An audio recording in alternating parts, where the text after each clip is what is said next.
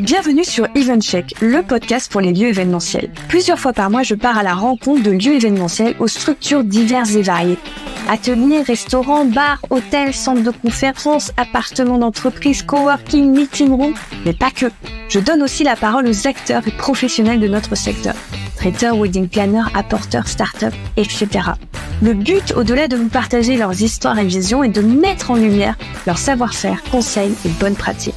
Du marketing digital à la stratégie commerciale, en passant par la relation client, nous passerons tout au peigne fin pour vous inspirer au quotidien et vous aider à booster votre activité.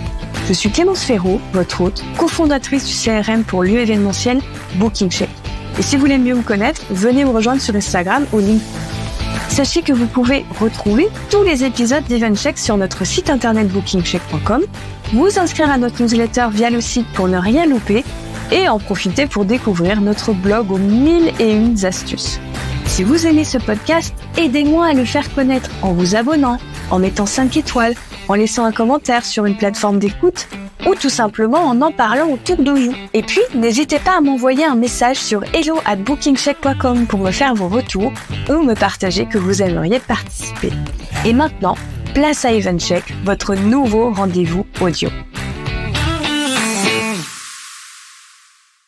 Bonjour Stéphane, merci d'avoir accepté mon invitation sur EventCheck. Comment allez-vous ?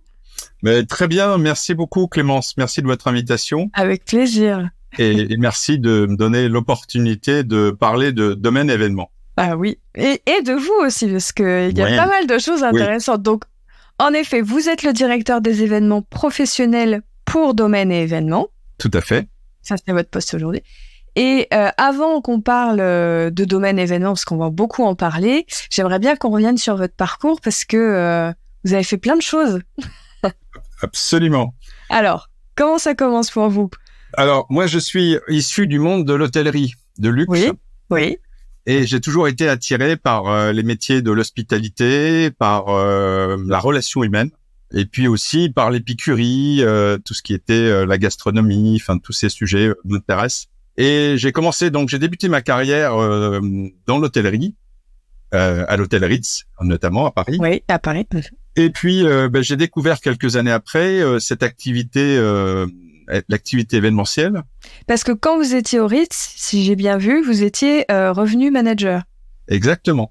C'était intéressant, c'est une très bonne école parce que ça me permettait d'avoir une vue sur l'ensemble des activités.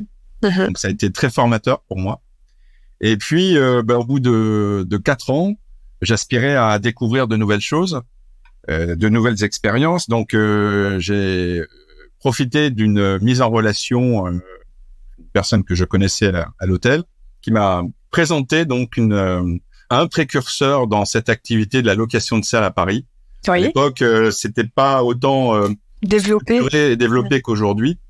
Mais ça a été vraiment une découverte pour moi et si vous voulez, c'était intéressant parce que c'était un métier qui était quand même cousin germain de l'hôtellerie avec, disons, une clientèle corporate qui m'intéressait. Et puis également le début de l'informatisation un peu des process. Donc je me suis intéressé à tout cela et j'ai rejoint ce monsieur dans une petite entreprise qui s'appelait LSC à l'époque, pour développer donc l'activité de location de salles au sens large du terme, c'est-à-dire que à l'époque nous commercialisions des séminaires principalement, des salles pour faire des formations, des assemblées plénières, des conventions, ce genre de choses. Il y avait des très gros espaces et des plus petits dans l'offre que vous commercialisez à l'époque ? Absolument, on accueillait des groupes d'une vingtaine de personnes pour des séminaires. Et puis des assemblées de 100 à 200 personnes pour faire des plénières, des conventions, des journées d'études plus importantes. D'accord. Est-ce que dans les salles de cette entreprise, il y en a qui existent toujours, qu'on connaît, qu'on peut citer ou Non.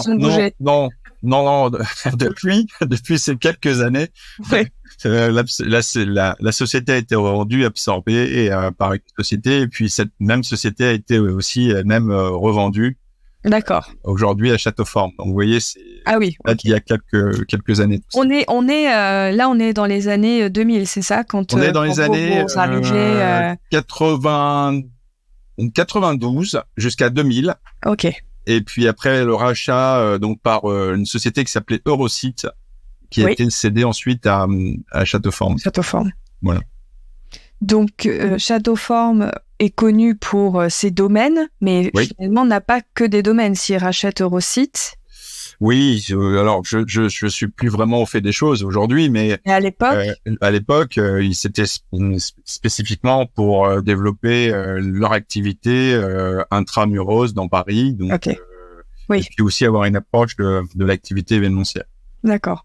Revenons donc à ses débuts dans l'événementiel. Donc c'est une entreprise qui va croître énormément, non ? Puisque avec les rachats, etc., vous allez passer de...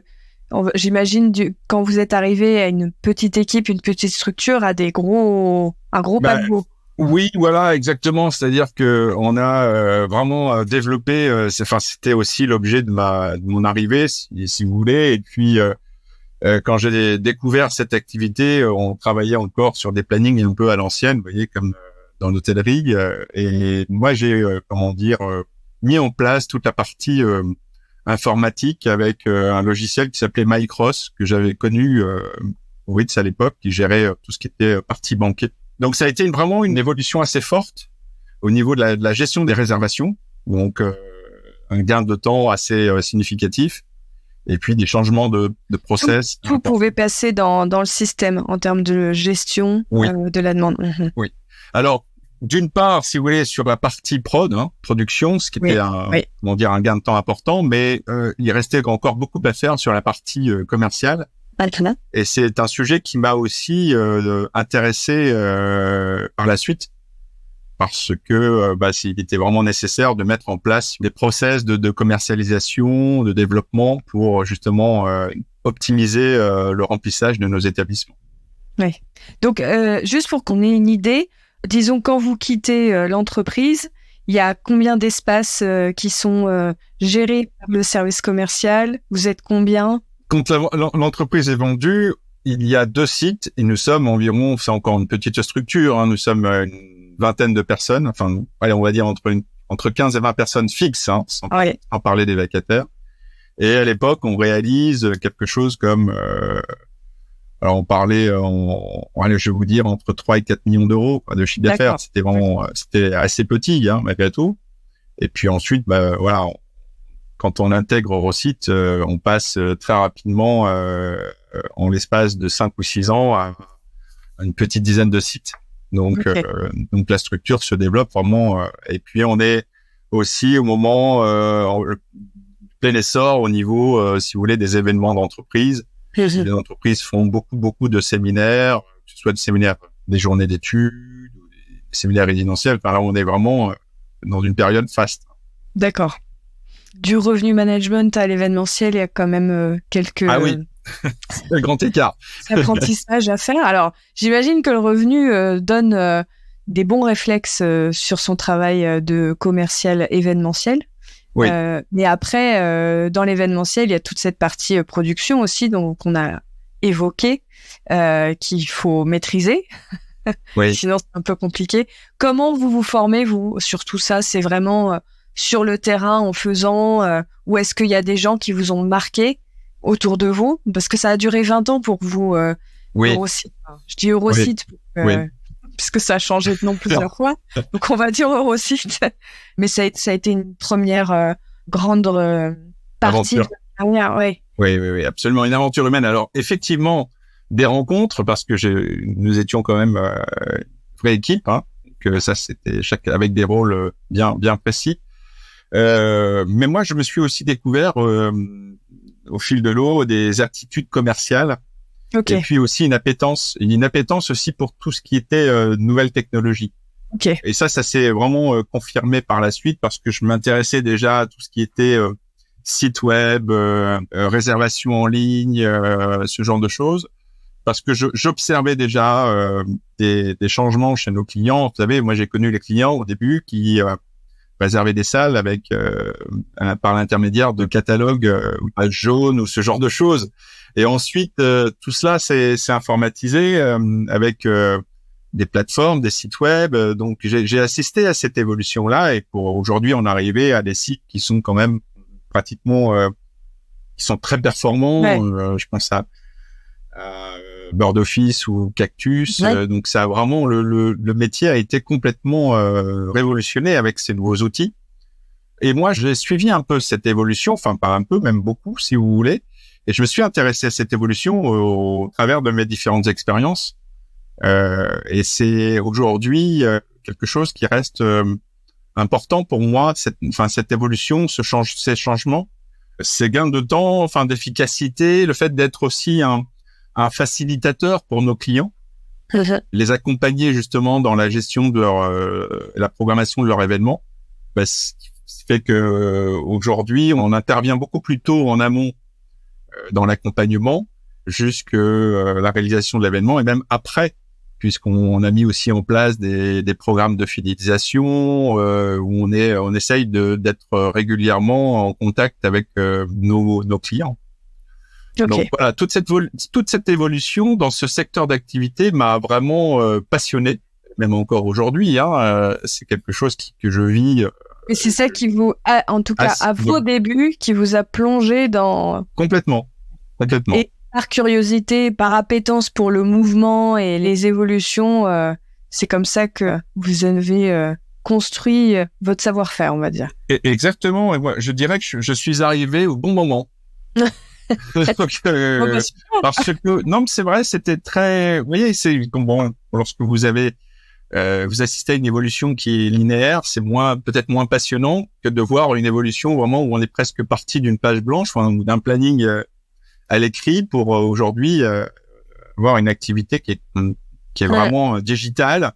Alors avec une certaine limite et qui continue d'énormément évoluer avec les années. Je trouve qu'on a encore tellement de marge de manœuvre sur notre marché. Tout à fait. Ce qui rend très intéressant. Oui. Alors, avec une certaine limite, malgré tout, quand même. Je devrais pas vous dire ça, mais je veux quand même vous le dire. Je suis quand même pas pour le tout digital. Je pense que c'est compliqué, quand même. Oui, parce que j'estime que notre valeur ajoutée réside aussi dans la relation humaine avec notre prospect ou avec notre client. Et si vous nous retirez cette valeur ajoutée, c'est quelque chose qui va nous pénaliser, je pense, parce qu'on n'aura plus la possibilité de conseiller, d'accompagner, d'argumenter notre proposition, notre offre, notre produit auprès du client. Et ça, je pense que c'est pas pour nous une très bonne chose. Ce que j'aime bien dire, c'est qu'il faut que le digital soit au service de l'humain et pas l'inverse. Complètement. Je vous rejoins. Ça se fait comme ça, on fait des belles choses et puis quand on vient trop empiéter et qu'on laisse plus l'humain, comment je pourrais dire, fleurir, on arrive à des travers qui sont pas forcément heureux pour le marché aussi. En revanche, aider notre prospect, notre client dans sa recherche de lieu ou dans l'organisation de son événement, toutes les tâches chronophages, tout ce qui lui fait perdre du temps, je trouve que là, le digital, c'est très bien répondre à ces attentes-là, et c'est une très très bonne chose. Le fait de benchmarker, je vois régulièrement nos clients qui nous consultent ont 2 ou 3 offres à disposition, donc ils peuvent faire leur choix sur leurs propres critères. Mais ensuite, c'est là où moi je souhaite pouvoir quand même défendre mon offre et l'expliquer, l'argumenter. Et puis aussi contrer les éventuelles objections qu'on peut nous opposer. Donc voilà, je souhaite malgré tout pouvoir toujours avoir cette relation avec le client, pouvoir avoir ce contact. Ensuite, c'est important aussi d'avoir ce contact pour préparer l'événement, préparer la venue du client pour lui expliquer comment nous fonctionnons, comment nous allons nous occuper de son événement. Et ça, on peut le faire plus aisément à l'oral, lors d'une relation avec le client, que par écrit. Il me semble que c'est quand même des choses importantes. Mais je saurais pas citer une personne qui travaille dans des établissements, quels qu'ils soient. Je parle des hôteliers, des restaurateurs, des propriétaires de lieux événementiels ou les équipes sur les lieux événementiels. Tout le monde veut être en direct avec les clients. Oui, c'est vrai. C'est vrai. Alors après, on est des métiers de relationnel aussi, ça fait partie de notre appétence. Oui. Non, mais je suis d'accord avec vous. Alors, il est vrai que selon la complexité des événements, une simple réunion ou un simple séminaire assez classique, ça peut peut-être s'organiser c'est facilement, rapidement. Mais là, n'empêche pas d'avoir un petit 5 minutes pour échange. créer le lien et voilà. Et puis que le client puisse aussi nous identifier, voir aussi quelle est la personne qui incarne la société. Tout à fait. Ça semble être très important. Et donc voilà, c'est mon point de vue, je le défends. Et puis en espérant que l'histoire vous donne raison. Voilà, exactement. Mais je pense. Donc après Eurosite, vous partez et vous allez chez T Créateur d'Instant, c'est ça? Oui, voilà. Bon, tout ça, ce sont des expériences. C'est à la demande d'une personne qui était proche, qui m'a demandé d'essayer d'accompagner cette entreprise était traiteur, donc avec une activité traiteur et une activité aussi réceptif à l'usine à côté du Stade de France. Et c'est chose que j'ai faite pendant une petite année. D'accord. Je vous avoue que c'est peut-être pas l'expérience qui m'a le plus marqué parce que la partie traiteur, disons que j'ai moins d'expertise dans ce domaine, même si je connais bien ce secteur quand même. Bon, je les ai accompagnés et ensuite il y a une structure qui s'est mise en place ensuite plus conséquente. Et aujourd'hui, je crois qu'ils ont ils ont bien développé leur activité. Donc, j'en suis ravi. Et suite à cela, je me suis intéressé également aux plateformes. Et j'ai repris contact avec un client, avec des clients en province, un réseau d'indépendants, de centres d'affaires indépendants que je connaissais, avec qui j'avais travaillé, et qui développait une solution de réservation en ligne qui s'appelle Choose and Work. Et là également, je les ai accompagnés dans leur développement pendant 3 années.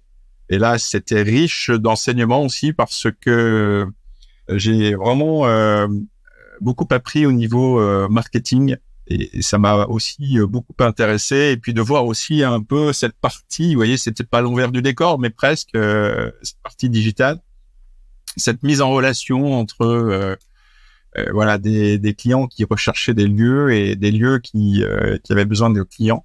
C'était aussi assez intéressant et ça a continué, disons, de m'apporter un peu d'expérience dans la relation client, très clairement.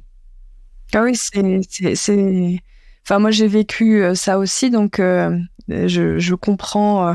En fait, quand on se retrouve au milieu de plein de partenaires différents, donc les propriétaires de lieux ou les équipes commerciales des lieux et des organisateurs. Et là, on n'est plus pour une marque dédiée à une marque, mais on se retrouve à travailler avec du multi-marque et du multi-organisateur sur même des formats qui peuvent varier énormément. C'est très, très, très intéressant. C'est riche. Un poste d'observation qui est vraiment vaste. Et ça m'a permis également de découvrir une nouvelle activité qui était le coworking. Oui. Parce que c'était aussi les premières évolutions du coworking. Donc il y a beaucoup d'établissements qui se sont mis à cette activité, y compris des hôteliers d'ailleurs. C'était assez étonnant pour remplir leurs établissements. Et ça se fait toujours d'ailleurs. Il y a des nouvelles générations d'hôteliers qui sont très, qui se marketent beaucoup auprès des voyageurs d'affaires ou des voyageurs ou des nomades, toutes ces vagues de digital nomades, etc. et qui vont avoir des coworking très léchés dans leurs établissements. Ouais. Et ils veulent créer des business centers au sein de leur structure pour vendre aussi de l'hébergement derrière, très clairement, ou de la restauration. Bien sûr. Ouais. Et c'est une approche qui est intéressante. Ouais. Et c'est vrai que moi, j'ai vu l'arrivée des coworking comme aussi acteurs de lieux événementiels. Oui, ce qu'on appelle aujourd'hui des tiers-lieux. Même Anticafé, qui avait vraiment cet ADN coworking pur, mais avec son originalité de pouvoir payer à l'heure. Oui. La journée ce qui était plus compliqué avant leur arrivée, où il y avait peu de coworking, où on pouvait ne pas s'engager. Quand je travaillais sur une plateforme, c'était un acteur qui drainait énormément de demandes. Oui, absolument. Chez nous. Et c'est vrai que certains d'entre eux, en fonction, tout coworking ne peut pas être lieu événementiel, mais certains sont vraiment bien pensés pour. Bien heureusement. Ouais. Non, mais j'ai beaucoup travaillé avec WeWork aussi. Ils ont des lieux qui sont magnifiques, avec des rooftops vraiment très beaux espaces.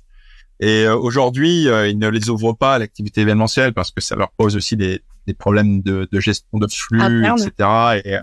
Et donc, c'est quand même plutôt, si un jour ils prennent la décision de se lancer dans l'événementiel, je pense qu'il y a certains acteurs qui vont peut-être le regretter. Mais bon, après, c'est un autre métier. Ça aussi, j'ai pu le constater, c'est-à-dire que le métier de centre d'affaires, de coworking, tout ce qui est location de bureaux partagés et autres, c'est vraiment une activité spécifique. Il y a aussi beaucoup de bureautique là-dedans, du service de bureau, de l'accueil téléphonique, tout ce qui est de la gestion du courrier, enfin toutes ces choses-là.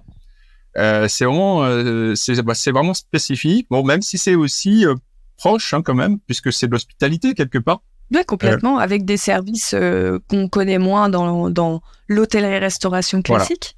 Voilà. Mais en effet, c'est quand même en termes de positionnement de service, on est proche dans notre culture du service. Absolument, absolument. Donc c'est intéressant. Enfin voilà, donc je ne regrette pas. Donc tout jeune work très intéressant. Oui, et je ne regrette pas cette.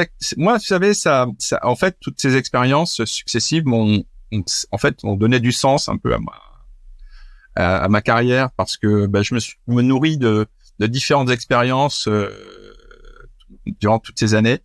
Et aujourd'hui, j'ai une vision qui est quand même assez large et surtout, j'ai aussi une conception de la relation client qui est vraiment qui est vraiment spécifique. C'est-à-dire que j'attache beaucoup d'importance à comment dire, déjà d'une part à bien accueillir un client et puis à le satisfaire. Et puis derrière, aujourd'hui, je vois aussi que tout ce qui est évaluation de la prestation est important pour pouvoir fidéliser le client. Autrefois, on était quand même moins vigilant par rapport à ces choses-là. Aujourd'hui, on y attache beaucoup d'importance et c'est pertinent parce qu'on cherche quand même à fidéliser le plus possible nos clients, donc à les satisfaire. Et ça, moi, c'est quelque chose qui m'a toujours animé au long de ma carrière, depuis le début dans l'hôtellerie, être à l'écoute du client, être content d'avoir un client heureux devant nous. Voilà, ce sont des choses qui ont donné du sens à ma carrière, qui en donnent encore aujourd'hui, bien entendu. Bien sûr. Et donc, puisqu'on parle d'aujourd'hui, je rebondis, on arrive à domaine événement. Alors, c'est qui, c'est quoi, que faites-vous ?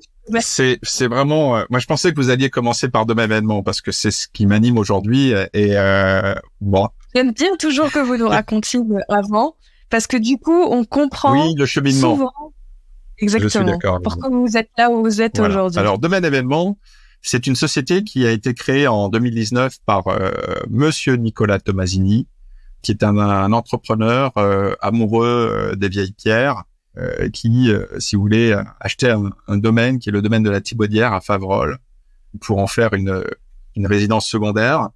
Et dans ce domaine, on a découvert, si vous voulez, d'abord une maison d'habitation, mais qui peut être une maison d'hôtes, et aussi une grange assez importante pour pouvoir organiser des événements d'envergure un peu plus grande, des événements privés, bien entendu, dans un premier temps, des mariages, des fêtes de famille.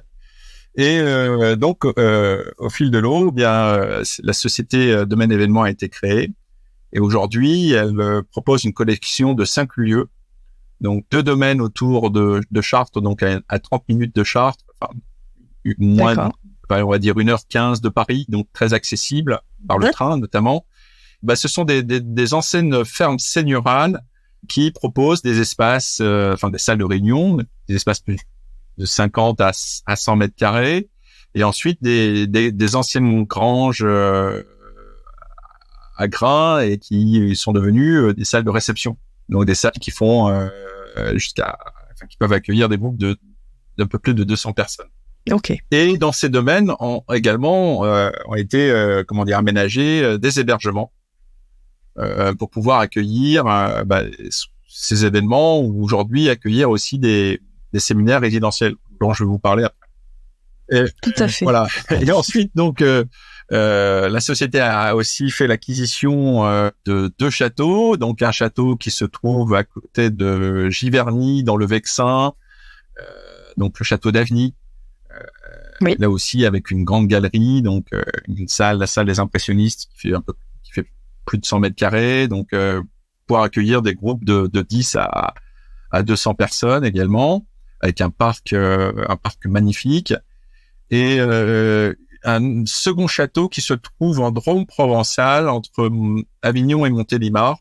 Là également, donc un château de type provençal avec une magnanerie où on peut des espaces qui font 200 mètres carrés. On peut aussi accueillir des événements de plus grande envergure. Et un dernier lieu qui se trouve en forêt de Chevreuse, qui est un relais de chasse, on va dire en immersion dans la forêt, où on lave sur un produit plus atypique. Donc cette société a vocation donc à organiser des événements privés, bien entendu, comme je vous le disais. Et moi, j'ai rejoint cette... C'est le premier ADN. C'est comme ça qu'ils ont démarré l'activité événementielle. Voilà. Aujourd'hui, ça reste quand même l'activité principale. Et donc, j'ai rejoint la société depuis une année pour développer la partie corporate, donc les événements professionnels, que je qualifierais, si vous voulez, en trois catégories. Ce qu'on appelle le small meeting, c'est tout ce qui est séminaire résidentiel, la journée d'études pour des groupes de 20-25 personnes. Et ensuite, on a des événements de moyen format, donc tout ce qui est plénière, journée d'études, mais pour des groupes d'une centaine de personnes. Des journées aussi de déconnexion, donc ce qu'on a pu observer cet été, des sociétés qui venaient dans nos domaines ou dans nos châteaux pour passer une journée avec des activités, mais c'est vraiment l'objectif était de la déconnexion avec leurs équipes. Et puis la dernière catégorie des événements des grands formats. Donc vraiment ce qui est l'événementiel, donc la soirée d'entreprise, le workshop, le lancement de produits, donc des choses beaucoup plus spécifiques qui sont généralement liées à la communication externe des entreprises. Voilà disons l'objectif. Et vous me demandiez, ou vous allez peut-être me demander pourquoi avoir rejoint Domaine Événement. Ah oui, pourquoi? Eh ben écoutez, c'est très simple. Il y a 2 raisons principales. La première, c'est déjà la rencontre avec Nicolas. D'accord. Qui a su me convaincre du potentiel de développement de cette société. Et ça, c'était quand même le premier point. Et puis aussi la relation humaine qu'on a ensemble, parce que c'est quelque chose, l'humain, c'est quelque chose qui est vraiment au cœur de notre société. Et puis le deuxième point, bah, c'est l'ADN, si vous voulez, c'est le projet justement de rénover, de restaurer des actifs qui sont anciens pour en faire des lieux de vie contemporains.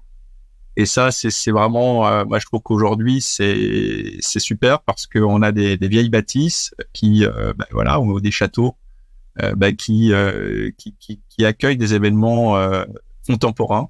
Ça les fait revivre, ça donne vraiment du sens à ce que l'on fait au quotidien. Oui, je comprends. Oui. Qu'on ait cet attrait pour son patrimoine, hein, surtout qu'en France, on en a. Oui, tout à fait, absolument. Donc autant lier l'utile à l'agréable. Exactement. Et puis, alors moi, on parle des bâtiments, on parle du château, etc. Mais je voudrais aussi parler de l'environnement, parce qu'on est sur une typologie d'événements quand même entre guillemets ouverts, avec des lieux qui sont situés en province, donc facilement accessibles, mais quand même situés. Et l'environnement a une place très importante parce qu'on a des parcs qui sont magnifiques. Donc, on va aussi pendant les périodes estivales profiter de ces parcs pour organiser des activités, pour essayer de faire aussi organiser des déjeuners ou des dîners en extérieur, ce qui a aussi beaucoup d'attrait aujourd'hui auprès de nos clients. Il y a vraiment une tendance qui est un souhait de justement organiser des événements en lien avec la nature. Et ça, c'est quelque chose qu'on a constaté nous, et justement on essaye d'orienter notre développement en tenant compte, si vous voulez, de ces tendances et de l'attente de nos clients. Oui. Mais d'ailleurs, c'était une des questions que je voulais qu'on évoque parce que vous avez vu beaucoup de choses dans l'événementiel et au fil des ans. Est-ce que, qu'on parle un peu de cette tendance d'être plus proche de la nature dans nos événements, est-ce qu'il y a d'autres choses que vous remarquez, vous, entre vos débuts dans l'événementiel et aujourd'hui, sur les attentes clients, les cahiers des charges que vous recevez qui sont peut-être un peu différents? Qu'est-ce que vous observez, des choses qui ont vraiment drastiquement pivoté? D'une manière assez générale, et ça, je pense que je rejoins un peu ce qu'observent aussi mes confrères. Les délais de réservation sont de plus en plus tardifs. C'est-à-dire qu'on sollicite de plus en plus tardivement. Je l'ai entendu beaucoup voilà, ici. Mais ça, oui, c'est vrai, mais ce sont aussi les outils que nos clients, nos prospects ont à disposition. De par ce fait, si vous voulez, nous sollicitent un peu à la dernière minute parfois. Donc, il nous arrive d'organiser des événements d'une semaine pour l'autre. Donc c'est quand même assez court. Mais on disait, Stéphane, je ne sais pas si vous êtes d'accord, que les délais se sont un petit peu rallongés là sur ce printemps-été pour la rentrée.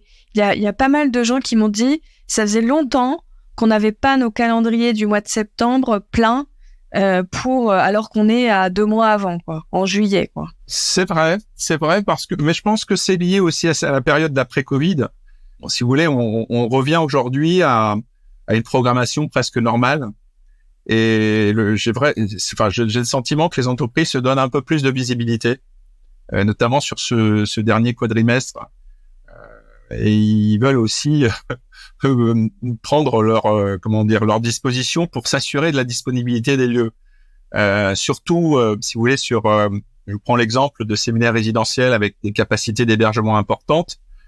Sur des produits, si vous voulez, qui sont plus rares, moi je note que les clients parfois s'y prennent un peu plus tôt.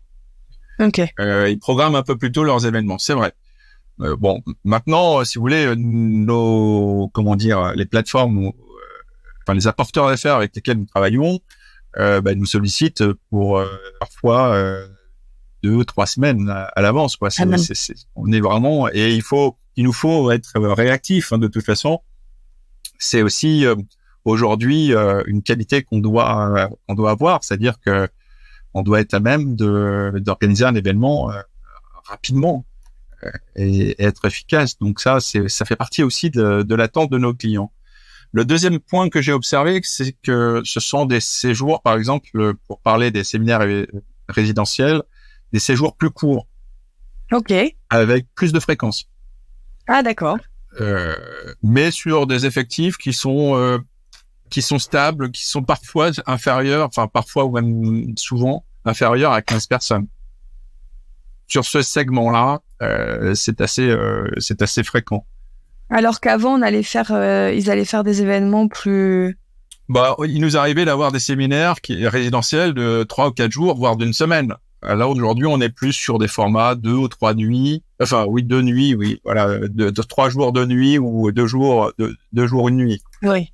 Et en effectif aussi, ils sont moins nombreux. Voilà, moins nombreux, des groupes de 10 à 15 personnes, mais avec des formats, si vous voulez, toujours à peu près identiques. C'est-à-dire l'objectif, souvent, ça reste de la cohésion, ou alors le fait, ça c'est aussi dû à l'après-Covid, mais la volonté de se réunir, de partager des moments, de la convivialité, des émotions, partager des soirées. Et là, on se rend compte que nos événements dans ce segment sont assez festifs, moins de travail, plus de loisirs. C'est un sujet qu'on prend aussi vraiment en compte pour aménager nos lieux en fonction, c'est-à-dire qu'on va proposer des activités en libre accès. Donc certains de nos sites sont équipés avec la piscine, avec des jeux, des aires de jeu, de la pétanque, des tables de ping-pong, des tables de billard, des baby-foot, ce genre de choses. Et puis proposer aussi des offres de team building ou d'animation qui sont aussi en lien avec la nature. Souvent, il y a une vraie appétence de la part de nos clients pour ce sujet-là. Pour exemple, dans notre site de La Roche-Couloir à Chevreuse, on organise des stages de survie, par exemple. Ça, c'est un grand succès. Oui. Ou alors, la grande tendance actuelle, c'est la garden party avec la guinguette, par exemple. Vous voyez, ce sont des choses, voilà. Alors, des événements plus authentiques, moins de chichi, je dirais, plus d'authenticité, et surtout la possibilité pour ces équipes de se réunir, en fait, parce elles sont un peu éparpillées. Plus éparpillées. Et on se rend compte qu'on on participe activement à la vie de l'entreprise. Oui. Mais c'était un peu une des grandes discussions qu'il y avait on va dire au milieu de la crise sanitaire, où on parlait beaucoup de la transformation du travail. Oui. Et les lieux événementiels commençaient à avoir la lumière au bout du tunnel en se disant, complètement. Si ça prend, on peut être un vrai acteur aujourd'hui de la vie de l'entreprise, et c'est ce qui s'est passé. Hein. Voilà. Nous, on le voit aussi grâce à BookingCheck. C'est vrai qu'on a beaucoup de données de nos clients qu'on peut nous trouver, même si elles sont privées, mais nous, on les voit. C'est dommage, vous pourriez les partager.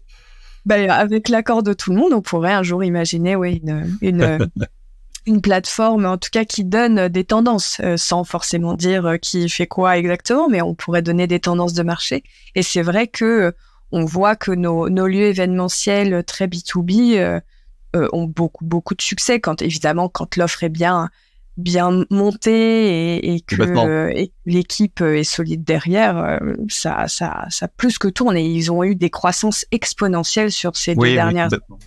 Ils rencontrent beaucoup de succès. Est-ce que je me posais une question, parce qu'on parlait pas mal du besoin de convivialité, de festivité, activité de nature, etc. Est-ce que vous diriez que le fait d'avoir une offre complète et qu'ils aient pas à aller jouer au puzzle, c'est un atout aujourd'hui sur le marché? Complètement. Ouais. Ça va un peu dans l'esprit, si vous voulez, de faciliter la tâche de nos prospects clients. J'ai l'impression que je vous ai coupé. J'ai l'impression que les lieux deviennent des petites agences à leur niveau. Alors évidemment, ils vont pas organiser. Lieu va pas organiser. J'en sais rien. Attention, ne me faites pas dire ce que je ne veux pas dire, parce que les agences événementielles restent, si vous voulez, pour nous des apporteurs d'affaires importants. Bien sûr. Des partenaires de choix. Mais voilà. Je trouve que plus ça va, plus les clients ont tendance à dire au lieu, quand ils sont centrés sur un lieu, de dire au niveau du lieu, qu'est-ce que vous pouvez faire, histoire de tout centraliser. Et même pour l'agence, j'imagine que c'est un gain de temps, qu'ils ont à gérer. Moi, je vous dirais que c'est notre valeur ajoutée. Ouais, chez Domaine et événements, c'est un Voilà, on a l'expertise de nos lieux. Alors, créer des offres, oui, et des offres qui vont à la fois intégrer la partie activité, la partie réunion de travail aussi, hein, donc tout l'équipement, etc.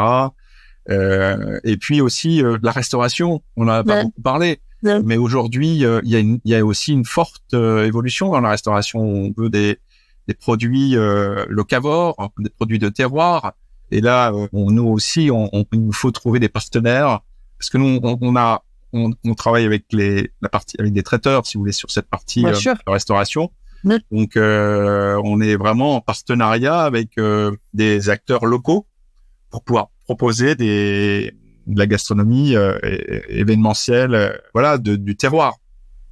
Mais est-ce que aussi il faut être de plus en plus flexible sur la restauration, parce que maintenant il y a pas mal d'attentes en termes d'offres, que ce soit sur du végétarien ou du sans gluten ou il y a vraiment eu. Alors c'est ce que j'allais vous dire, c'est-à-dire que aujourd'hui il y a aussi, on constate que les gens, nos clients consomment moins de viande, et sont beaucoup. Enfin, l'apparition des restrictions alimentaires est quand même assez prédominante. On doit en tenir compte. C'est quelque chose d'essentiel, et si on le fait pas, automatiquement nos clients nous sanctionnent par rapport à ça. Donc c'est un point aussi important. Mais effectivement, pour revenir à votre question, oui, notre rôle, c'est encore une fois d'accompagner le client, donc de faire en sorte que de le conseiller. Alors, créer des offres, oui, mais on sait que, si vous voulez, chaque cahier des charges ou chaque demande est spécifique. Il y aura toujours un aménagement par rapport à une offre. Mais créer cette offre, elle est importante parce que justement, on doit communiquer auprès de nos prospects cette attractivité. Moi, ça résume un peu aussi ce que ma venue chez donc Domaine Événements, c'est si vous voulez, c'est insuffler un peu une dynamique. Donc comment on l'insuffler? Justement avec aussi la création de ces offres qui vont créer l'attractivité, donc de l'intérêt, apporter aussi de la visibilité. C'est un point essentiel. Aujourd'hui, on n'en a pas encore parlé, mais on a quand même un site internet qui est la vitrine de l'entreprise. Et aujourd'hui, toute notre, si vous voulez, j'aime pas trop ce mot, mais notre stratégie se base sur ce qu'on appelle générer du lead, de la demande. Oui. Donc, comment on va utiliser tous les outils qui sont à notre disposition pour pouvoir justement avoir plus d'audience, avoir plus de visibilité auprès de nos clients, prospects. Alors, ça veut dire notre site internet et puis faire également, vous savez, ce mot barbare là, du SEO, SEA, pour être un peu plus visible. Alors ça, c'est pour ceux qui sont pas à l'aise, décomplexez-vous tout de suite. Ça veut simplement dire comment est-ce que votre site internet va être référencé. Et sur le référencement, il y a deux chemins. Le chemin gratuit, où on va faire en sorte que le site soit le plus puissant possible vis-à-vis de Google, par exemple, qui va se dire là, c'est vraiment le meilleur site sur le sujet domaine et événements. Et donc, Je vais le mettre en premier, voilà. Donc, comment on fait en sorte que ce site soit puissant? Et puis après, il y a le payant. Et là, c'est je paye Google qui va être content. Des annonces sponsorisées. Qui va me faire remonter. Voilà, exactement. Voilà, si je dois résumer. C'est très simple, en fait. ça fait peur, mais c'est pas si non, terrible. Mais voilà, c'est important pour être visible. On va mettre en œuvre des campagnes de marketing ciblées également. Les messages ne seront pas les mêmes en fonction de nos cibles. On va pas s'adresser... Là plutôt via de l'emailing, ce genre de choses. Ouais, de l'emailing, mais pas que. Hein. On peut aussi imaginer, vous voyez, des campagnes SMS ou WhatsApp, par exemple. Mais aujourd'hui, ça se développe de plus en plus. Est-ce que sur les outils de campagne, est-ce que vous avez des favoris ou un favori que vous utilisez, vous? Sur cette question, moi. Alors, je la pose. Vous parlez d'une plateforme, non, de MailingJet, ce genre de choses. C'est ça. Alors, moi, c'est vrai que la plateforme est importante, mais j'attache plus d'importance, si vous voulez, au retour des campagnes et au comportement de notre audience. C'est-à-dire que qu'est-ce qu'on raconte, pourquoi on le raconte, et qu'est-ce qu'on va générer comme émotion ou comme réaction chez le client, plutôt que par où on le fait passer, parce que grosso modo, il y a quand même plein de plateformes qui vont proposer des choses assez similaires et qualitatives. Et comment est perçu notre message et comment réagit, comment dire, le prospect? Est-ce qu'il clique? Est-ce qu'il clique pas? Est-ce qu'il, vous voyez, et s'il clique, sur quelle page il clique? Qu'est-ce qui l'intéresse réellement? Et c'est sur ces informations-là qui sont vraiment intéressantes pour nous, pour pouvoir justement suivre le prospect et puis aussi, cultiver un peu son intérêt pour la société, parce que on reçoit aujourd'hui beaucoup d'emailing, mais je vous cite juste un exemple qui est vraiment assez significatif. On a fait une campagne sur la biodiversité dans nos établissements. On avait une trilogie avec trois campagnes sur alors, on parlait aussi bien des arbres que des abeilles, que ce genre de choses, vous voyez. Et ça a vraiment suscité un intérêt important de la part de nos clients. On a eu jusqu'à plus de 10 000 visites sur notre site internet. Ah oui, c'est super. C'était le mois dernier. Enfin, la fin de cette campagne, c'était le mois dernier, donc c'est tout à fait récent. Et c'est ce que l'on cherche, si vous voulez, à faire, c'est-à-dire vraiment à amener des informations intéressantes à nos clients qui puissent nous suivre et puis, le cas échéant, le jour où ils ont un projet d'événement, nous en faire part et nous solliciter. Ça, c'est important. Et puis, c'est la même chose sur les réseaux sociaux également, parce qu'on est bien sûr très présent sur LinkedIn. Oui. On a aussi une communauté qui nous suit. Et là aussi, notre intérêt, et notre volonté, c'est de la développer, cette communauté, en apportant toujours de l'information, des sujets qui vont intéresser notre audience. Voilà. Et puis aussi, vous savez, je vous parlais de la relation client tout à l'heure. Vous savez que j'y attache beaucoup d'importance, mais on commence à le savoir. Voilà. Non, mais qu'est-ce qui nous permet de suivre cette relation? C'est notre CRM.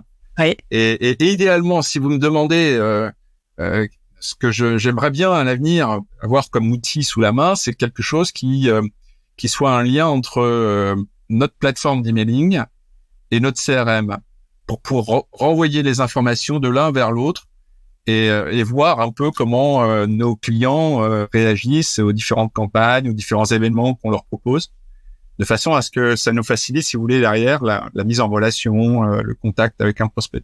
Et le faire de manière intelligente et pas... Vous savez, moi, décrocher mon téléphone pour appeler un prospect qui n'est pas intéressé par nos services, je vais lui faire perdre du temps et moi je perds mon temps aussi. Donc autant essayer d'avoir un système pertinent et contacter les personnes qui organisent les événements d'une part et qui seraient intéressées par nos services. Donc en gros, vous, votre vision du développement d'une activité, parce que là, en fait, chez Domaine Événements, vous êtes là aussi pour faire rayonner le fait qu'on peut faire des événements pro chez Domaine Événements, qui n'étaient pas forcément connus de tous pour cet aspect-là. Et donc, pour mener à bien cette mission, c'est plutôt d'aller vers des stratégies autour des contenus et de faire travailler la base de données de clients et de prospects sans pour autant être rentre dedans et les appeler et être trop intrusif à des moments où ils n'ont pas forcément besoin de nous, quoi. En gros, c'est très bien résumé. Clémence, merci beaucoup. Et pour le coup, on est sur du tout digital, là, vous voyez. Et je trouve que c'est vraiment au service de c'est le digital au service de notre développement et le marketing au service aussi de la partie commerciale.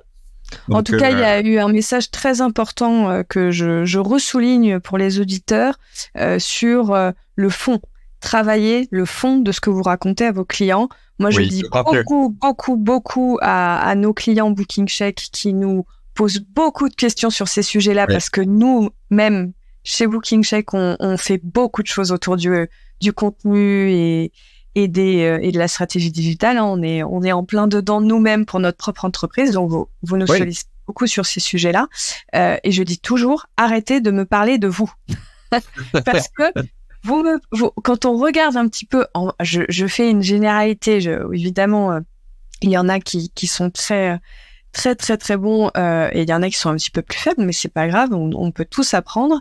Quand vous parlez tout le temps de votre salle et de votre matériel et de vous, le client s'y retrouve pas. Et on voit bien, et c'était super cet exemple sur la biodiversité, ça c'est des sujets d'actualité, c'est des sujets qui touchent généralement en plus sur cette cible-là, sur des domaines qui cherchent de l'événement ouvert, donc a priori qui a quand même une appétence pour la nature et prendre soin de la nature, donc ça les a touchés. Et donc, en fait, ils associent ensuite la marque, domaine et événement, à des engagements positifs et ils se disent « Ah on a vraiment envie de retourner avec eux ». Donc, c'est très mal. Alors, si vous voulez, on travaille, on a un petit comité, on a rédactionnel, si vous voulez, on va sélectionner des thématiques, on va travailler sur les 2 ou 3 mois à venir. Ok. Et on choisit nos thématiques un peu... thématiques dans l'air du temps. Donc, là, on était sur une période estivale, donc la biodiversité, c'était aussi, Marchait mais on peut bien. aussi se nourrir de tendances ou également de cas clients, enfin de cas qui sont récemment venus chez nous. Donc, illustrer une activité ou un événement. Donc, on a vraiment, vous voyez, quand même une multitude de sujets, de choses à dire. Maintenant, dans la relation client, je vous rejoins aussi complètement, c'est-à-dire que moi, j'attache beaucoup d'importance à s'intéresser, m'intéresser à ce que fait le client, à son activité. Parce qu'on a ça, si vous voulez, c'est sur un deuxième volet. On essaie de développer dans nos zones de chalandise, parce qu'on est aussi dans des environnements où il y a quand même une certaine densité d'entreprises. Je prends le cas de Chartres ou les Yvelines, ou même du côté de Giverny, avec Vernon qui est à proximité. On a tout intérêt à nous intéresser à ce qui se passe autour de nous, parce qu'il y a aussi un vrai environnement économique, et donc ils ont besoin de nous, et ça c'est intéressant. Mais également, si vous voulez, toutes les grandes entreprises parisiennes, parisiennes ou lyonnaises par exemple, un peu plus dans le sud pour la Drôme-Provençale, mais c'est ces entreprises qui ont besoin d'organiser des événements ouverts ou de se déconnecter. Par rapport à ça, ce qui m'intéresse quand je suis en développement, ou quand je rencontre un prospect, c'est de savoir, dans quel environnement il évolue, son secteur d'activité, son entreprise, comment aujourd'hui elle se positionne, et le rôle de mon interlocuteur au sein de son entreprise. Et ça, si vous voulez, j'y attache beaucoup d'importance, et c'est quelque chose qui ne peut pas être fait avec le digital, par exemple. Vous voyez, c'est plus compliqué. Donc, il faut, quand vous êtes en face d'un client, ce sont des éléments qu'il faut mettre en avant et prendre en compte. Tout à fait. Je voudrais qu'on revienne aussi, puisqu'on est dans le digital, sur la partie plus. On a beaucoup évoqué votre appétence pour le digital. Quand vous arrivez sur un poste pour une marque comme Domaine Événement, c'est quoi vos réflexes digitaux pour vous en termes de marque? On a vraiment nommé le site internet, mais qu'est-ce que vous allez aller regarder, par exemple, sur le site internet? Qu'est-ce qu'il faut qu'il y ait sur le site internet et autres autour du site, autres supports, que ce soit plus interne ou que ce soit public pour le client, mais c'est quoi vos bases, votre to-do list? Alors déjà, il y a des indicateurs. Donc, on va déjà regarder un peu l'audience du site. D'accord. Et puis, il faut essayer, si cette audience est faible, mettre en place une stratégie pour la faire évoluer. Et ensuite, essayer d'analyser plus précisément les éléments, enfin les points de blocage qui pourraient justement empêcher d'avoir un site qui soit bien référencé, bien visible, lisible également, avec les informations pertinentes au bon endroit, un chemin, enfin de visite qui soit facile et cohérent, voilà. Et puis avec encore une fois dans notre jargon ce qu'on appelle des call to action, c'est-à-dire une facilité de déposer un brief. Encore une fois, on est dans ce qu'on appelle la génération de leads. Donc, ce qui nous intéresse, c'est d'avoir le plus de demandes possible, parce qu'on connaît notre taux de conversion. Alors, c'est ça. Je vais juste faire une pause là-dessus. En fait, quand vous regardez le trafic que vous avez sur votre site, idéalement, regardez donc combien vous avez de visiteurs vs combien vous recevez de demandes par votre site. Et donc, là, on a ce qu'on appelle le taux de conversion. Et là, on peut se dire, OK, pourquoi est-ce qu'il est faible? Où est-ce que ça coince? Qu'est-ce que je peux améliorer? C'était juste pour le nombre de visiteurs qui bloquent sur la première page et qui vont pas plus loin, ou ce genre d'analyse. Le call to action, c'est le fait d'avoir à plusieurs endroits dans votre site, je répète, à plusieurs endroits, des boutons pour susciter l'envie ou faciliter le client dans son je veux parler à quelqu'un, je veux envoyer un brief, je veux faire une besoin d'une demande, information, peu importe. Plusieurs boutons à plusieurs endroits pour plusieurs actions différentes pour mettre toutes les chances de votre côté. Voilà. Et à nous, derrière, d'être réactifs, d'être efficaces et le cas échéant, si on lui envoie une proposition commerciale, qu'elle soit très claire et lisible. C'est vrai qu'aujourd'hui, et je l'ai lu aussi sur certaines, c'est un argument relayé par les plateformes. Dans notre profession, on a des devis qui sont vraiment passez-moi l'expression, mais des usines à gaz. Moi, je confirme aussi. Très compliqué, pas lisible, et je me mets à la place de nos prospects clients qui reçoivent ces propositions qui sont pas claires, en fait. Moi, ça fait 7 ans que je vois des propositions de lieux divers et variés, de tous les domaines, hôtellerie, restauration, lieux événementiels, traiteurs, je vois tout passer. Et il est très très rare que je me dise ah ça c'est clair. Ouais. Alors nous c'est notre rôle de venir justement proposer un outil qui va permettre de faire des devis clairs. Oui. Et parfois il y en a qui sont tellement habitués à leur structure qui n'est pas une bonne structure de proposition, qui vont avoir du mal à la lâcher. Alors que c'est pas performante. Bah oui. Ils sont attachés un peu, c'est un peu la réticence au changement, c'est difficile. Et c'est aussi, une fois qu'on s'est habitué à un cadre, et pour nous, il nous semble clair.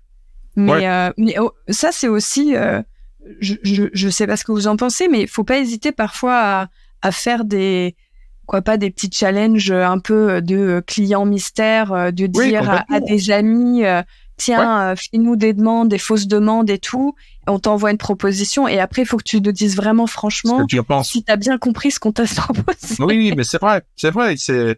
Et puis, vous savez, quand on confirme un devis sur 5 ou sur 10, il faut se poser les bonnes questions. Il faut essayer de comprendre pourquoi. Et je pense que d'avoir un devis pas trop long, clair, illustré aussi avec des visuels qui mettent en valeur un peu le lieu, ben voilà, ce sont autant d'atouts qu'on se met de notre côté pour convaincre le client. Donc, pas hésiter aussi à faire les plaquettes de vente par un designer. Faites-vous faire un modèle. Maintenant, il y a des designers qui vont accepter de travailler sur des outils comme Canva et qui vont faire un beau modèle. Et donc après, vous choisissez quelle page vous devez mettre pour faire un peu une proposition sur mesure, avec à côté un devis peut-être plus officiel, avec des CGV pour que ça soit signé comme un contrat. Et vous plus avez séduisant. Quelque chose. Comment ? Plus séduisant également. Voilà, quelque chose, un document plus séduisant. Parce que parfois, c'est difficile de faire le devis dans la proposition. Enfin, tout ça, ça peut être un peu compliqué. Sur Canva, par exemple, on va pas pouvoir faire un devis. Mais il y a aujourd'hui des outils qui, visuellement, vous permettent de faire des très belles choses. Il y a des professionnels aussi. Les CRM également, qui vous le permettent. C'est ça. Donc, c'est encore mieux. C'est-à-dire que vous avez tout sous le... Oui. Vous voyez, avec les différentes versions de devis, parce que... Ah oui, nous, c'est ce qu'on fait aussi, mais voilà. Une fois qu'on envoie notre proposition, il y a beaucoup d'allers-retours derrière avec le client, de modifications, de questions, et donc, et je dirais que la relation commerciale, elle ne fait que commencer au moment où vous envoyez votre première proposition. Bien sûr. Et après, il y a tout un travail de suivi derrière. Oui, tout à fait. Ça, c'est notre travail de CRM, comme BookingCheck ou d'autres, de vous faciliter le suivi de tous ces échanges, de garder tous vos historiques. Enfin, ça, c'est l'avantage d'un outil. C'est vrai qu'on peut s'y perdre quand on est sur Excel. Alors, je voudrais juste vous parler, puisque vous m'interrogez sur la partie digitale, et il y a quelque chose aussi qui me passionne. Je reviens sur la partie marketing. Moi, j'ai initié des campagnes d'automation. Vous savez, voilà, c'est quelque chose qui n'est pas encore très courant dans notre profession, mais c'est quelque chose aussi. C'est un dérivé de l'e-commerce. Finalement, c'est une technique de l'e-commerce qu'on peut mettre en place et qui porte ses fruits. Et bon, c'est quelque chose que j'aimerais encore un peu plus optimiser, si vous voulez, mais d'où l'importance d'avoir aussi une plateforme d'emailing ou de routage, comme vous voulez, qui soit assez complète au niveau des fonctionnalités. Tout à fait. Parce que ça, c'est aussi, pour l'avoir fait sur des cibles bien spécifiques, c'est quelque chose d'intéressant avec, vous savez, ces techniques de prise de rendez-vous en ligne où vous transmettez votre calendrier à un client pour une prise de rendez-vous. Et honnêtement, ce sont des choses qu'on voit encore assez peu dans notre secteur d'activité, mais qui méritent quand même, parce que c'est efficace, je pense. Tout à fait. Et il y a des... pour citer le plus connu, avec Calendly, vous pouvez vous faire un petit compte gratuit, mettre un joli bouton dans votre signature, et le client peut directement booker son rendez-vous selon ses besoins. C'est vrai que ça c'est très malin. Sur l'automation, je vais juste préciser, pareil pour ceux qui sont pas habitués de ces pratiques. En fait, c'est le fait, par exemple, quand vous allez vous allez envoyer un emailing. Dans cet emailing, vous allez mettre 2 boutons, un pour j'en sais rien, j'aimerais en savoir plus sur vos événements privés. Ouais. Et un deuxième bouton, j'aimerais en savoir plus sur vos événements professionnels. En fonction du bouton sur lequel le client va cliquer, et ben après, il va pas recevoir les mêmes emails derrière, etc., oui. etc. En fait, on peut créer des parcours. Des scénarios.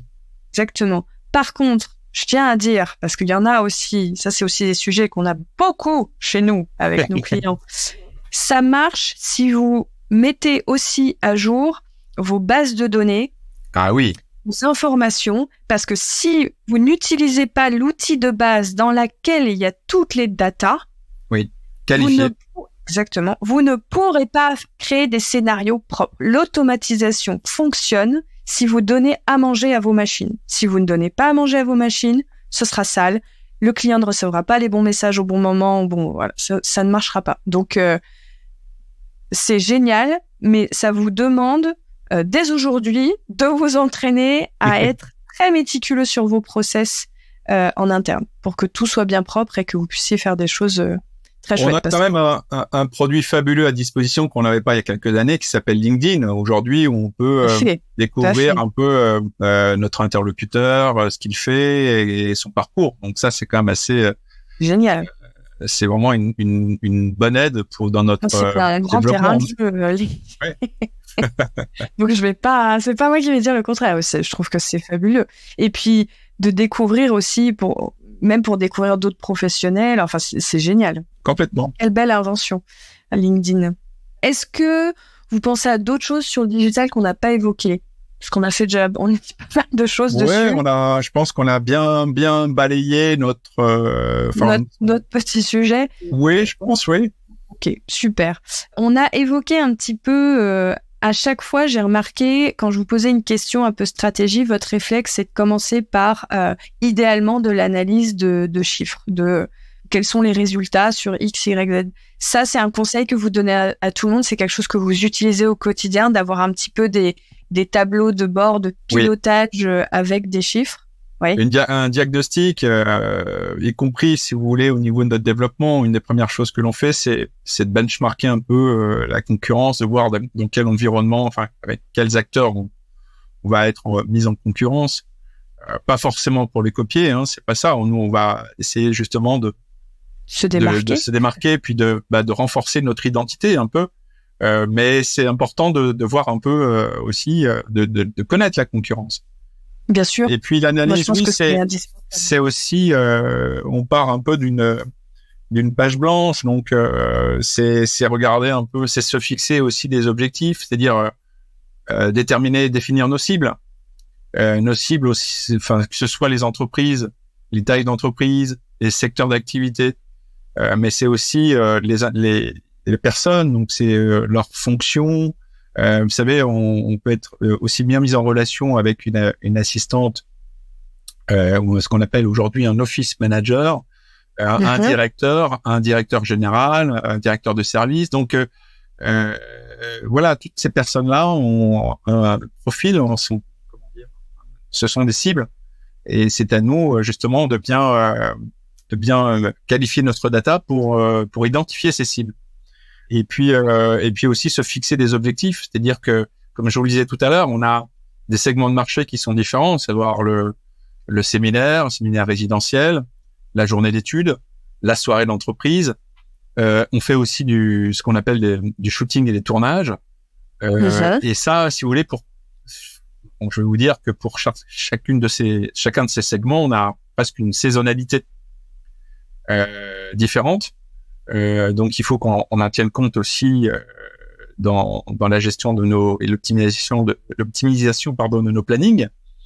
Donc oui, effectivement, tout ça c'est une analyse qu'on doit faire au préalable avant de mettre en place des actions.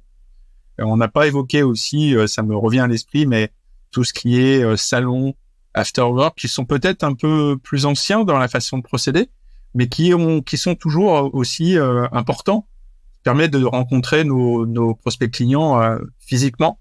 On organise aussi quand vous en faites, vous avez du lead qui revient, après vous arrivez à... Oui, alors, pas toujours, hein, c'est pas évident, mais ça participe aussi à rayonnement de la marque. Et puis à apporter de la notoriété à notre marque qui n'en avait pas peu auparavant. On était plus connu dans le domaine du mariage que dans le domaine de corporate. Ça plante des graines. Oui, et ben voilà, exactement. Donc c'est important. Et puis aussi, je prends pour exemple un événement que nous allons organiser le 14 septembre dans le domaine de Haut-Joli. On invite tous les clients des entreprises environnantes lors d'un afterwork pour leur montrer un peu notre savoir-faire, ce que l'on peut, les possibilités au sein de notre établissement. Voilà, ce genre de choses. Je crois beaucoup aussi à ce genre d'événements qui sont très peu finalement faits encore dans les stratégies qui sont... Moi, je vois assez peu de clients faire des portes ouvertes ou des soirées clients, dommage. etc. Alors je pense que c'est un levier qui fonctionne très bien. Oui, tout à fait. Ou même des mornings, est-ce qu'on a les petits déjeuners, parce que ça prend peu de temps et c'est efficace. Et au moins, les clients ont besoin de venir visiter nos lieux parce que de vivre l'expérience. Ils ont besoin de se projeter dans leur événement. C'est pour ça qu'une visite, c'est important. Et il faut y attacher beaucoup d'importance. Oui.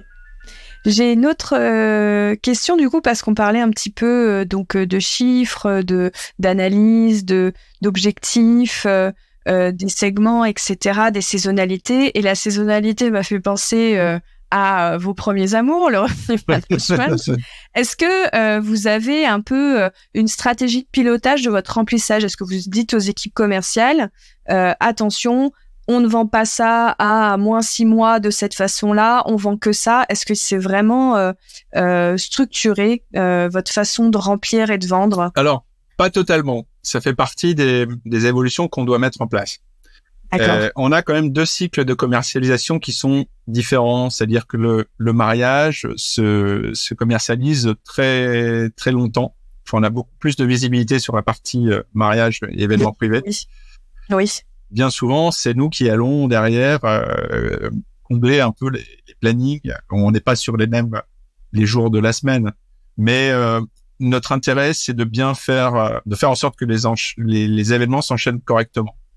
C'est-à-dire que si on a un séminaire qui se termine le vendredi, on sait que si on a un événement privé qui débute le samedi, on va être très vigilant pour voir, ou alors le dimanche et le lundi, vous voyez, on redémarre la semaine par un séminaire. Bon, tout ça, ce sont des choses qu'on prend en compte dans notre fonctionnement.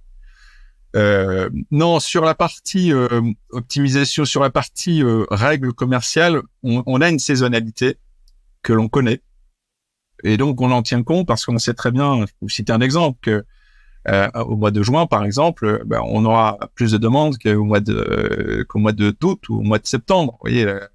Donc, vous allez être plus exigeant sur le type d'événement que vous allez vouloir on va vendre un peu plus cher nos options. Okay. Je m'explique. C'est-à-dire que j'aurais tendance à laisser moins de temps à nos clients pour prendre une décision parce qu'on sait très bien que il faut confirmer le plus tôt possible. Ça pousse aux portes. Voilà. L'objectif, c'était aussi d'essayer de vendre plus cher un mardi et un jeudi plutôt qu'un lundi et vendredi où là, on a besoin de lisser notre activité. C'est un exemple. On peut la lisser aussi dans la saisonnalité, mais disons, voilà, c'est un objectif que l'on a. Et puis aussi, l'optimisation passe aussi par le fait d'accueillir plus d'événements en simultané, si l'on peut le faire. C'est-à-dire, aujourd'hui, on commercialise beaucoup de privatisation. Donc, les événements B2C, B2B ne se chevauchent pas, si vous voulez. Donc, mais la privatisation a un coût et tous les clients ne peuvent pas se le permettre. Donc, notre objectif, c'est de pouvoir aussi accueillir 2 événements en simultané avec des flux, gestion de flux différents. Enfin, donc ça, on y travaille beaucoup parce qu'on sait que c'est aussi l'optimisation possible dans nos établissements. Vous savez, tout se concentre souvent sur les mêmes dates. Le mois de juin, on a eu des plannings très remplis, mais les demandes, elles se faisaient toujours sur les mêmes dates. Donc voilà, à nous de trouver des leviers d'optimisation pour accueillir et il y en a un autre aussi auquel je pense, qui est d'accroître la capacité d'hébergement de nos sites. Parce qu'on sait aussi que plus on aura d'hébergement à proposer à nos clients, plus on pourra accueillir des groupes plus importants. On a des espaces de réunion, des espaces de vie, de lieux de vie qui sont suffisamment grands, mais on est parfois limité par notre capacité d'hébergement. Oui. Ouais. Je comprends. Donc voilà, si vous voulez, c'est tous ces petits sujets là qu'on est en train sur lesquels nous travaillons pour avoir une politique commerciale, on va dire. Moi, j'aime pas trop utiliser ce mot-là, mais pour essayer de mettre en place des règles d'optimisation. C'est bien d'avoir des lignes qui guident, parce que ça permet. Oui, ça, je pense que pour l'équipe, c'est plus clair. Le discours commercial en découle. Donc, je pense que ces règles ont lieu d'être. Et après, on sait toujours que surtout dans notre secteur, les règles bougent. Oui. mais c'est bien d'en avoir pour démarrer. Et puis vous savez, il y a aussi des phénomènes récents qu'on a observés, c'est-à-dire l'énergie, l'augmentation des coûts d'énergie. Oui. Donc c'est quand même quelque chose qu'on a subi, qu'on a dû aussi rectifier au niveau de notre tarification, parce que c'était quand même important. Et puis les traiteurs également qui ont fait face à des pénuries de personnel importantes et qui ont augmenté leurs tarifs de manière assez drastique, on va dire, parfois. Et ça, les clients, au bout de la ligne, ils comprennent pas forcément, mais il faut leur expliquer tout ça. Mais voilà, ça fait partie aussi des règles commerciales qu'on doit aussi, vous voyez, cette pédagogie qu'on doit avoir auprès du client. Bien sûr. On arrive à la fin de notre épisode, mais avant qu'on se quitte, si on veut suivre vos actualités, celles de Domaine Événements, c'est quoi le mieux? C'est LinkedIn? Alors, justement, j'allais vous dire 2 choses pour conclure. La première, c'est vous dire, c'est un point très positif, moi, je suis ravi de revoir du monde dans nos établissements, parce qu'il n'y a rien de plus triste que des établissements vides, après la période difficile que nous avons connue, et aujourd'hui, on retrouve des lieux vivants, avec des activités, et ça, croyez-moi, ça fait vraiment plaisir. Donc ça, c'est vraiment la chose que je voulais vous partager avec vous et vos éditeurs. Et le deuxième point, c'est que oui, je vous invite à nous suivre, alors sur les réseaux, bien entendu, sur le site internet également, parce qu'on aura des choses à annoncer dans le courant de l'année, avec certainement de nouveaux actifs. Donc surtout, soyez connectés et n'hésitez pas à nous suivre pour avoir ces informations. Magnifique. Donc, nous, on mettra les liens de toute façon sur nos posts pour que vous puissiez facilement cliquer comme d'habitude. Et merci. Je vous en prie. Surtout, Stéphane, pour... je n'ai pas été trop bavard, non? Ça va? Il faut, c'est un podcast. Et puis, on a hâte de voir la suite des aventures chez Domaine Événements. Merci Clémence, merci beaucoup. Merci, au revoir.